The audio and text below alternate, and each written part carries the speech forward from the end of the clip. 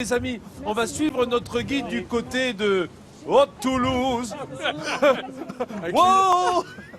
No time to lose, no time to lose. Toulouse qui est une des villes, une des grandes villes de France qui a une particularité, c'est celle de n'avoir jamais été détruite dans son histoire. Et il n'y en a pas tant que ça. Néanmoins, elle n'est pas figée, loin de là. Et vous allez voir que dans son bâti historique, elle sait se renouveler.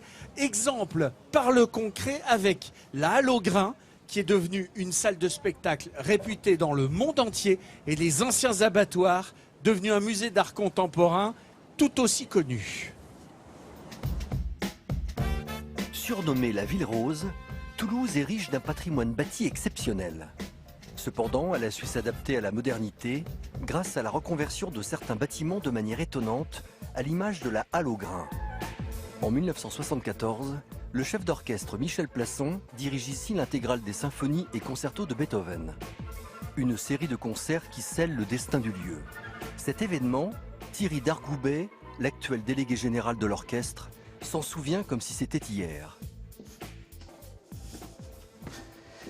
Voilà, je pense que c'était à cet endroit qu'en 1974, j'ai écouté avec une admiration sans borne les premiers concerts de Michel Plasson à la Halle aux Grains. À cette époque-là, j'étais lycéen, j'étais mélomane, j'étudiais mon piano et c'était un moment absolument magique, c'était un moment de grâce. Depuis, la Halle aux Grains de Toulouse est devenue un haut lieu de la musique classique.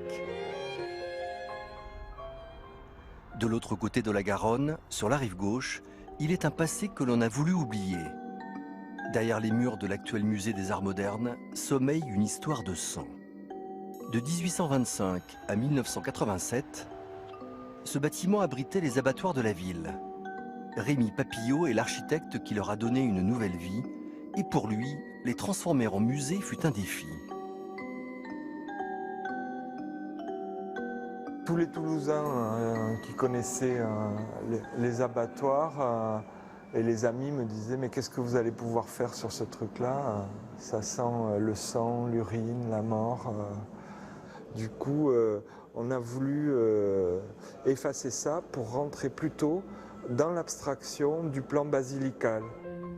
Ce plan basilical, c'est cette remarquable nef, semblable à celle d'une église, autour de laquelle s'organisent désormais les salles du musée. Ouvert en 2000, il accueille 120 000 visiteurs par an. Et de son passé, il n'a gardé que le nom, le musée des abattoirs.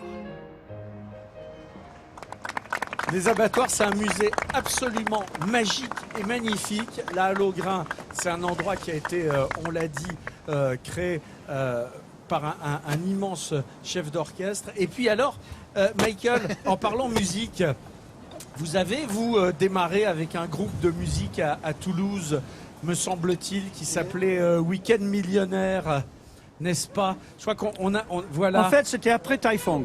C'est après Typhoon. Vous êtes où là? Dans les trois là Non, moi je faisais partie des musiciens, je ne suis pas dans les photos.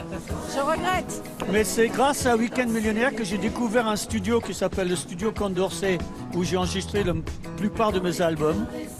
Et j'en profite pour saluer François Portery qui était le sonorisateur de ce endroit merveilleux. Merci.